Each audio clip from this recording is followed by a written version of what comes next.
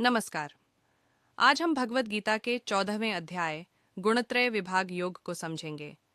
इस अध्याय में भगवान श्री कृष्ण बताते हैं कि मानव जीवन 3 गुणों से संचालित होता है। ये 3 गुण हैं, सत्व, रजस और तमस। भगवान श्री कृष्ण कहते हैं, हे अर्जुन, संपूर्ण सृष्टि 3 गुणों से बनी है। सत्व गुण शुद्धता, ज्ञान और शांति का प्रतीक है। जिस व्यक्ति में सत्व गुण अधिक होता है वह शांत, विनम्र और ज्ञान की ओर आकर्षित होता है। रजस गुण इच्छा, लोभ और कर्म का प्रतीक है। जिस व्यक्ति में रजस गुण अधिक होता है वह अशांत, अहंकारी और कर्म के प्रति आकर्षित होता है। तामस गुण अज्ञान, आलस्य और हिंसा का प्रतीक है। जिस व्यक्ति में तामस गुण अधिक होता है वह अज्ञान, आलस्य और हिंसा के प्रति आकर्षित होता है। वह हमेशा कुछ पाने की इच्छा में व्यस्त रहता है। वह कर्म करता है लेकिन मन में अशांति बनी रहती है। तमस गुण अज्ञान, आलस्य और भ्रम का प्रतीक है।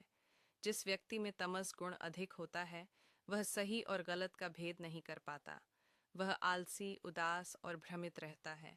भगवान कहते हैं, ये तीनों गुण मनुष्य को बंधन में बांधते हैं, लेकिन जो व्यक्ति इन तीनों गुणों से ऊपर उठ जाता है वह मुक्त हो जाता है।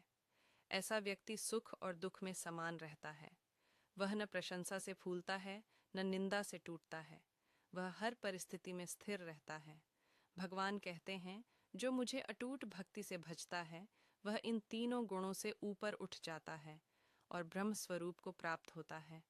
गुणत्रय योग हमें यह सिखाता है कि हम जैसा सोचते हैं वैसे ही बनते हैं। यदि हम सत्व गुण बढ़ाते हैं तो जीवन में शांति आती है। यदि रजस बढ़ता है तो अशांति आती है, और यदि तमस बढ़ता है तो अज्ञान बढ़ता है।